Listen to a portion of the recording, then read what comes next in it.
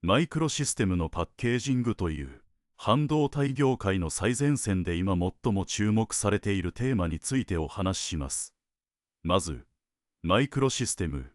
パッケージングとは一体何なのか、その本質から見ていきましょう。マイクロシステムとは、単なる半導体チップだけを指すのではありません。光を扱うデバイスや、微小機械システムであるMEMS、そして無線通信モジュールなど、異なる役割を持つ部品たちが、一つのチームとして協力して動く仕組みのことです。これを実現するには、ただ物理につなげるだけでは足りません。電気の流れ、熱の逃がし方、そして機械なつなぎ目という3つのインターフェースが不可欠になります。パッケージとは単にチップを守るための殻ではありません。信号を伝える道、電気を届ける道、そして熱を逃がす道を一つにまとめた非常に高度なプラットフォームなのです。歴史を振り返ってみましょう。80年代より前は DIP や QFP といった単純なリードフレーム型のパッケージが主流でした。当時はプリント配線基板が中心で、チップと基板の間には大きな隙間がありました。しかし、チップに詰め込む機能が増えるにつれて、配線の密度をどう上げるか、そしてどうやって熱を逃がすかという課題が出てきました。そこで80年代後半、薄膜パッケージやマルチチップモジュールが登場し、業界の方向性が大きく変わりました。90年代に入ると、ウェハーレベルパッケージングという技術が商業化されます。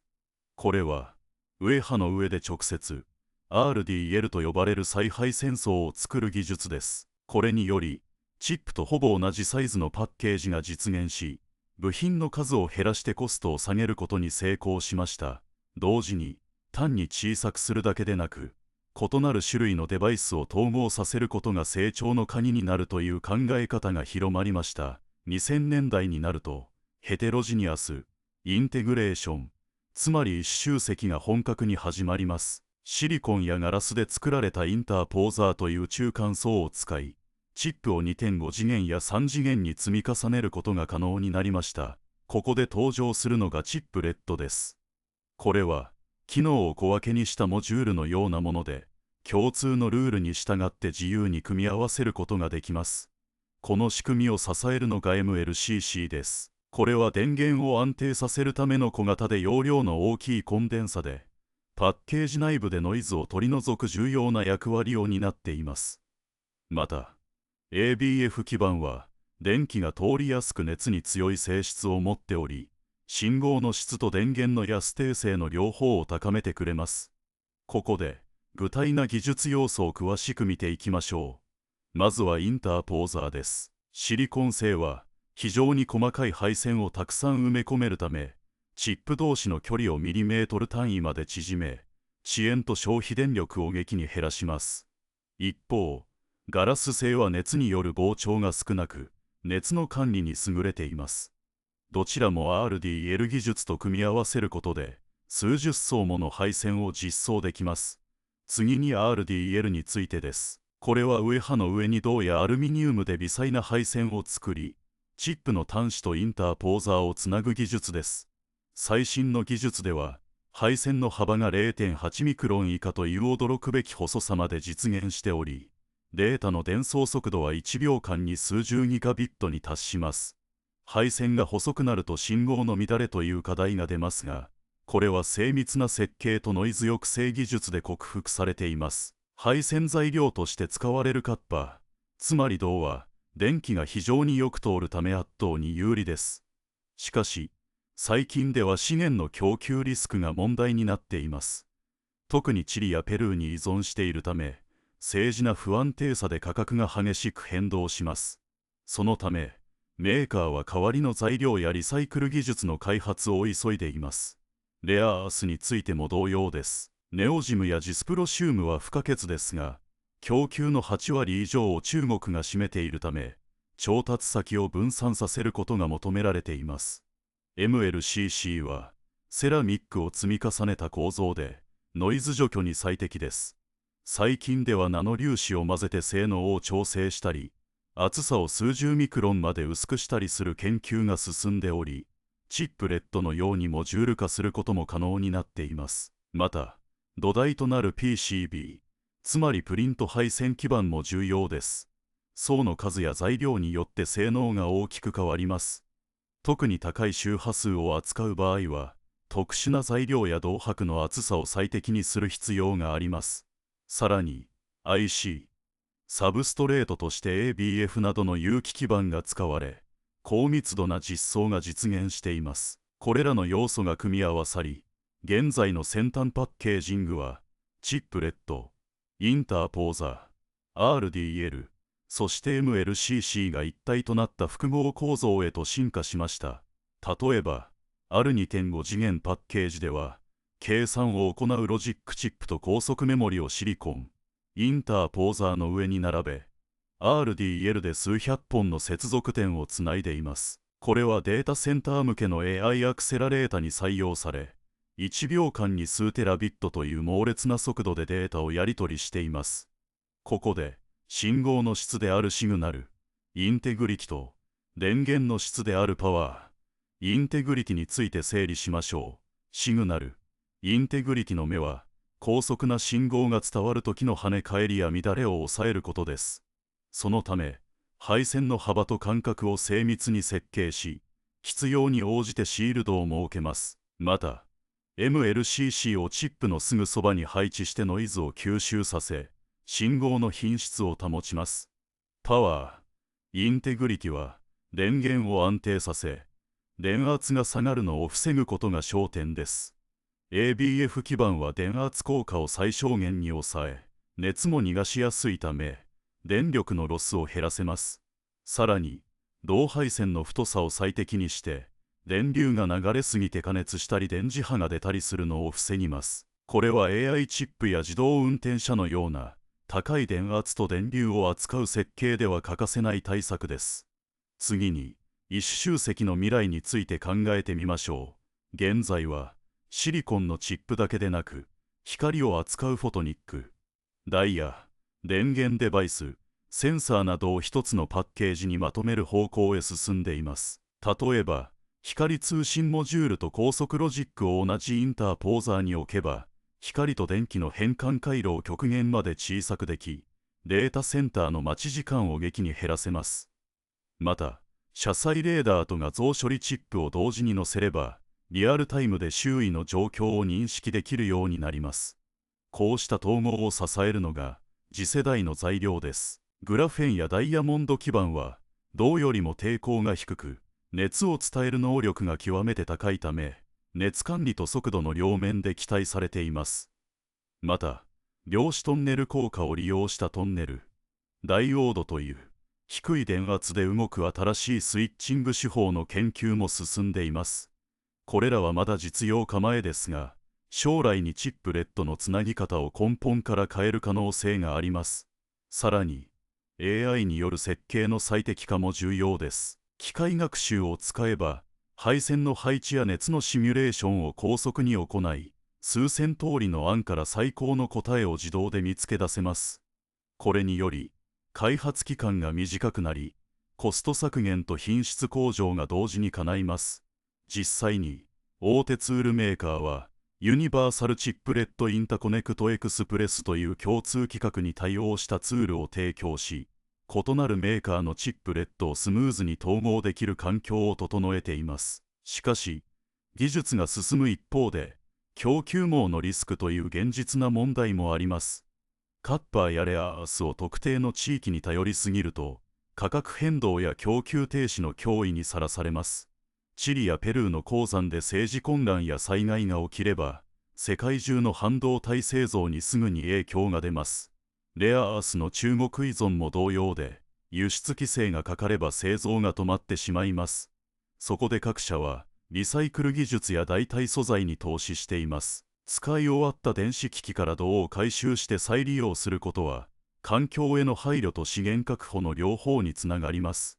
ここまでのお話をまとめると、現代のマイクロシステム、パッケージングは3つの柱で成り立っています。1つ目は、機能ごとに分かれたチップレット群。2つ目は、それらを高速につなぐインターポーザーと RDL。3つ目は、電源と信号を安定させる MLCC と ABF 基板です。これらが互いに助け合うことで、システム全体の性能が最大限に引き出されます。最後に、今後の展望についてお話しします。まず、チップレットをさらに小さくすることです。現在は数平方ミリメートルのサイズですが、保護回路などが場所を取るため、縮小には限界がありました。そこで、保護機能と伝送機能を一体化した新素材や、接続点のピッチを3ミクロン以下にする微細化で、この壁を突破しようとしています。これが成功すれば、チップレットは100平方ミリメートル未満の極小サイズになり、組み合わせの自由度が飛躍に高まります。2つ目は、熱管理の革新です。チップを積み重ねる3次元構造は熱がこもりやすく、冷却が最大の課題です。そこで、液体冷却や、状態が変わるときに熱を吸収する相変化材料を組み込んだパッケージが試されています。特にダイヤモンド薄膜を熱を逃がす層として使えば、熱伝導率が極めて高く、局所な熱たまりを防ぐことができます。3つ目は、標準化とエコシステムの拡充です。ユニバーサルチップレットインタコネクトエクスプレス規格によって、異なるメーカーのチップレットを共通のインターフェースでつなぐことが可能になります。チップを簡単につなげられる仕組みができました。これで、設計者は自分たちで作った部品だけでなく、外部の会社が作った最新のデバイスを自由に組み合わせることができます。ルールが共通になることで、部品の調達がしやすくなり、需要の変化にも素早く対応できるようになります。次に、地球環境への配慮についてお話しします。半導体を作るには、銅やレアアースだけでなく、シリコンウェハという土台の再利用がとても重要です。最新のリサイクル技術を使えば、使い終わったウェハからシリコンを取り出し、もう一度結晶化させて新しいウェハとして使うことができます。これは資源を大切にするだけでなく、製造時に出る温室効果ガスを減らすことにもつながります。ここまで、マイクロシステムパッケージングの基本や歴史、チップレットという技術の仕組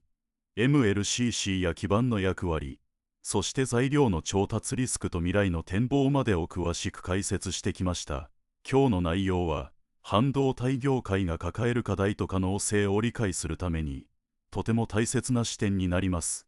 この知識を、次世代のデバイス開発や研究にぜひ活かしてください。さて、ここからは先端パッケージング技術がどのように進化してきたのか、そして今どのような研究が進んでいるのかを、さらに深く掘り下げていきましょう。まず、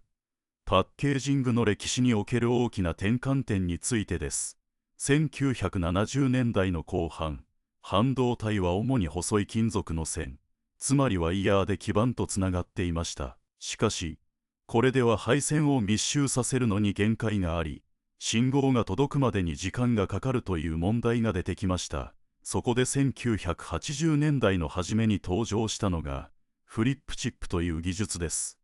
これはチップの表面に直接ハンダの粒をつけ、基板と直接くっつける方法です。これにより、配線の長さが数ミリメートルまで短くなり、電気なノイズや遅延が劇に減りました。この変化があったからこそ、当時のプロセッサはギガヘルツという非常に高い動作速度に到達できたのです。1990年代の後半になると、携帯電話などの小型化と多機能化が進みました。そこで、複数のチップを一つのパッケージにまとめる、システムインパッケージという考え方が実用化されました。特に、無線通信の部品とデジタル処理の部品を同じ基板に置くことで、電波のロスや干渉を抑えつつ、部品の数も減らすことができました。今では、スマートフォンのカメラや通信チップにこの方式が当たり前のように使われています。2000年代に入ると、シリコンを貫通する電極を作る TSV という技術が成熟しました。同時に、チップのサイズよりも広い範囲に配線を引ける、ファンアウトウェハレベルパッケージという技術が登場しました。これにより、これまでの工程で必要だった樹脂などの材料を大幅に減らせて、とても薄くて軽い作りが可能になりました。特に、身につけるウェアラブルデバイスや、あらゆるものがネットにつながる IoT のセンサーなどで、厚さ 0.5mm 未満という驚くほどの薄さが実現したことは餓鬼な出来事でした。次に、異なる種類のチップを組み合わせる一集積の最新動向について見ていきましょう。最近では、計算を行う CPU や GPU、AI 専用の加速器、そしてメモリを縦方向に積み上げるマルチダイスタックという方法が製品化されつつあります。注目すべきは、シリコンを貫通する穴の大きさが10マイクロメートル以下という極めて小さなサイズになったことです。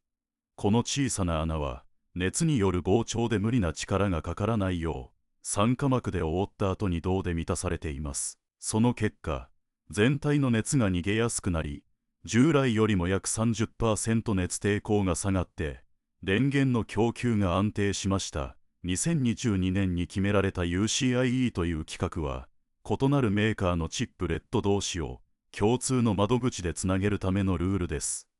例えば、アメリカの大手メーカーの CPU とヨーロッパの AI 加速器を一つの土台の上に並べ、この高速なリンクで結んだシステムが公開されました。この仕組みでは、データの転送速度が最大で64ギガトランスファー毎秒に達し、従来の PCI Express Generation 5を上回る圧倒な帯域幅を実現しています。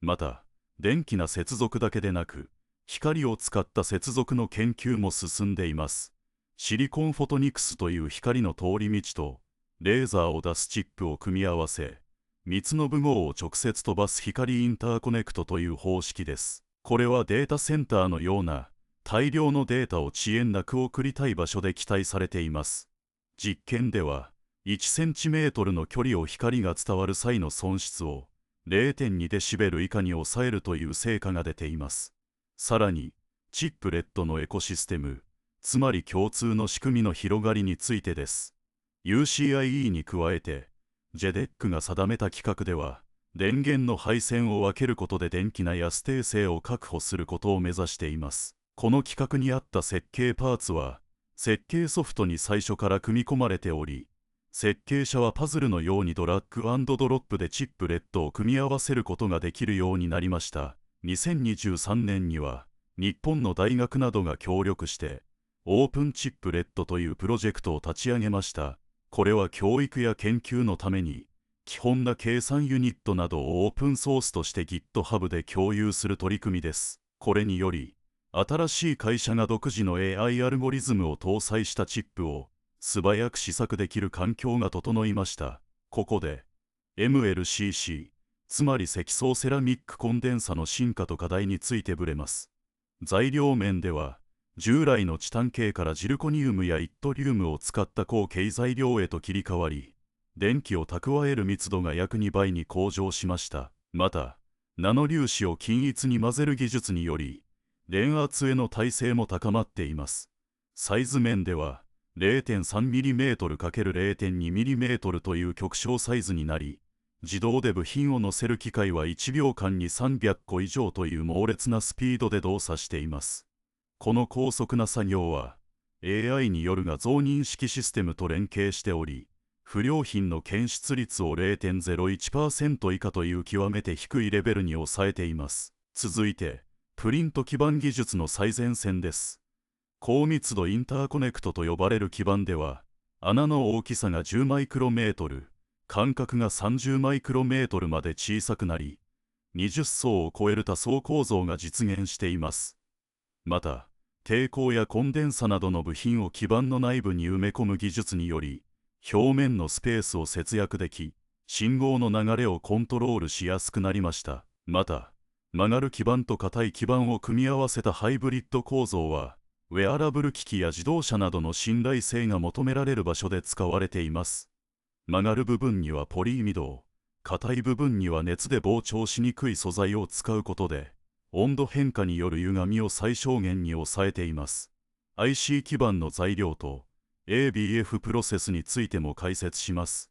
高速なデジタル回路では、電気の損失が少ない無機基板が求められます。ガラス繊維のエポキシ樹脂に代わり、シリコン酸化膜やアルミナなどの陶器のような素材が採用され、信号の減衰が約 40% 削減されました。味の素ビルドアップフィルム、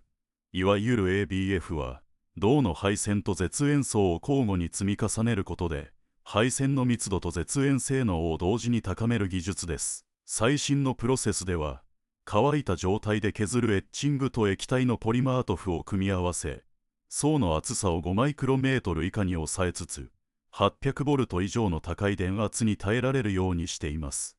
これは、5G や 6G の基地局などで使われる高電圧モジュールに欠かせない技術です。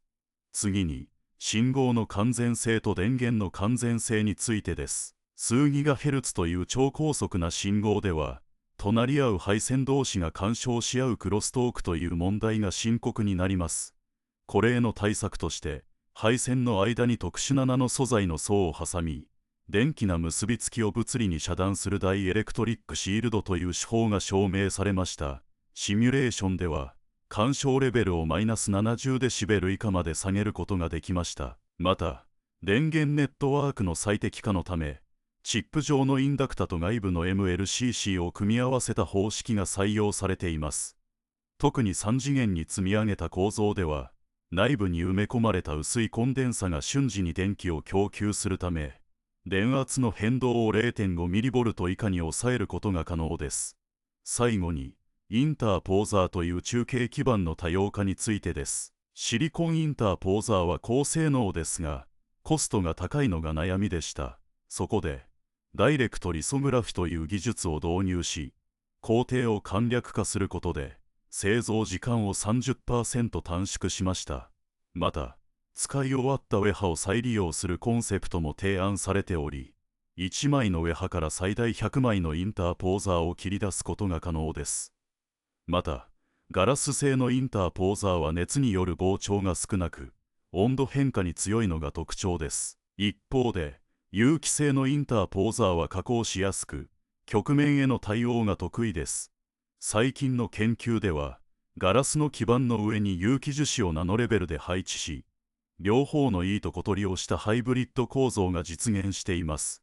こうした取り組みを通じて、ガラスと有機材料の長所を併せ持つ、ガラス有機複合インターポーザーが生まれました。9. 再配線層の革新。レーザーを使って直接配線パターンを描く、レーザー直接構造という技術があります。これは、従来のフォトリソグラフィーのようにマスクを使わないため、コストを抑えつつ、設計の変更にも柔軟に対応できます。さらに、ナノインプリントリソグラフィーと組み合わせることで、配線の幅を 0.5 マイクロメートル以下に微細化し、配線密度を400グリッドごとミリメートルにまで高めることができるようになりました。また、再配線層の形成には、銅インクが使われます。この銅インクは、直径が10ナノメートル以下の高純度な銅の粒子を分散させたものです。低温で焼成しても導電率が高く、58億シーメンスごとメートルという数値を実現します。そのため、フレキシブル基板への印刷にも適しています。10. 銅と輝土類資源のサプライチェーン戦略。銅の価格上昇や供給の不安定さを受けて、銅の代替となる銅体が探されています。その中でも、銅とグラフェンを相乗に重ねた、銅グラフェンハイブリッドという材料は、電気抵抗が銅の8割程度でありながら、熱膨張係数が3割も低く抑えられています。実験段階では、500マイクロメートル幅の配線で、2アンペアごと平方ミリメートルの電流を安全に流すことができました。永久磁石に使われるネオジム磁石は、輝土類元素に依存しています。そのため、輝土類を使わない次世材料の開発が進められています。例えば、鉄系フェライトに少量の輝土類を加えた、鉄コバルトニッケル合金や、酸化物系のマンガンアルミニウム合金などです。これらは、時速密度が1テスラを超え、従来のネオジム磁石の7割程度の性能を保ちながら、資源リスクを大幅に減らすことができます。また、使用済みの電子機器から銅を回収する技術も進化しています。溶融再精錬だけでなく、電解分離と機械粉砕を組み合わせた方法が主流です。この方法では、回収率が 95% を超え、2自動のエネルギー消費を1自動の3割に抑えることができます。気土類の回収については、三進出法に加えて、イオン交換樹脂を使った洗濯抽出技術が実証されており、回収効率が 85% に達しています。11、持続可能な製造と製作支援。日本政府は、2030年までに国内の半導体製造拠点を3割増やす目標を掲げています。そのため、産学官が連携した次世代パッケージングイノベーション拠点が設立されました。ここでは、AI を活用した設計自動化ツールや低炭素プロセスの共同開発が進められており、二酸化炭素の排出量を年間5万トン削減する見込みです。また、新たにカーボンニュートラル半導体認証という制度が導入されました。これは、製造工程全体のライフサイクルアセスメントを評価し、一定の基準を満たす企業に認証マークを付与するものです。認証を取得した企業は、政府からの補助金を受け取ったり、海外市場で優遇措置を受けられたりするため、環境に配慮したパッケージング技術の導入が加速しています。12、未来展望。量子パッケージングと光フォトニック統合超電導量子ビットは、極低温の環境が必要です。そのため、ダイヤモンドの薄膜を熱バリアとして組み込んだ極低温ダイヤモンドパッケージが開発されました。このパッケージは熱伝導率が 10W ごとメートルケルビンを超えるため、冷却ヘッドとの熱抵抗を従来の半分に抑えることができます。これにより 10kHz 以上の量子ビット操作周波数に対応できるようになりました。また、フォトニック集積回路と電子チップレットを同一基板上に共存させる電子フォトニック共集積技術も注目されています。これはデータセンターの光通信のボトルネックを解消する鍵となる技術です。シリコンフォトニックウェーブガイドと増幅素子をシームレスに結合するために、分子レベルの接着剤である光学接着剤が開発されました。これにより、接合部の光損失を 0.1 デシベル以下に抑えることに成功しています。13、まとめと今後の課題。これまで、先端パッケージングの歴史な転換点から、最新の一集積、チップレットエコシステム、基板材料、プロセス、信号、電源完全性、インターポーザーと采配戦争の革新、銅、気土類資源のサプライチェーン戦略、持続可能性に関する政策支援、そして量子、光フォトニック統合といった幅広いテーマについて見てきました。これらの要素は互いに結びつき、次世代デバイスの性能向上と環境負荷低減という2つの目標を同時に追求するための重要な柱となっています。今後は、AI 主導の競争設計プラットフォームと、標準化されたチップレットインターフェースがさらに進化し、設計から製造、リサイクルまでの全プロセスがデジタルツインでシミュレートできるようになることが期待されます。また、資源リスクを回避するための代替材料の実用化と、カーボンニュートラル認証制度の普及が、産業全体の持続可能性を左右する重要な要因となるでしょう。1990年代前半、パッケージが主流となった背景には、当時のパッケージ密度向上への急速な市場要求がありました。米国の大手ファブが高密度球形接合技術を共同開発したことが転機となりました。近年、オープンコンピュートプロジェクトとが連携し、チップレット間の高速シリアルインターフェース規格を策定中です。これにより、異種素材、異種プロセスのチップレットでも、レイテンシ数十ピコ秒、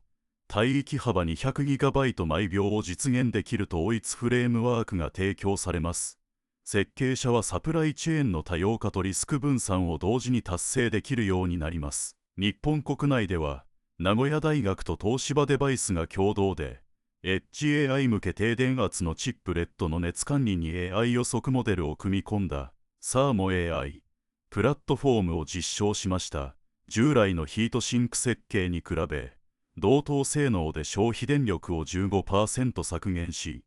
パッケージ全体の信頼性評価試験でも故障率を 30% 低減させた点が注目されています。さらに、資源循環の観点からは、使用済みから気土類酸化物を抽出するエコレゾナンス法が2025年度に商用化予定です。この方法は、超音波冷気による微細粒子分離を利用し、従来の酸性質に比べて溶媒使用量を 70% 削減しながら、回収効率を 90% 超える成果を示しています。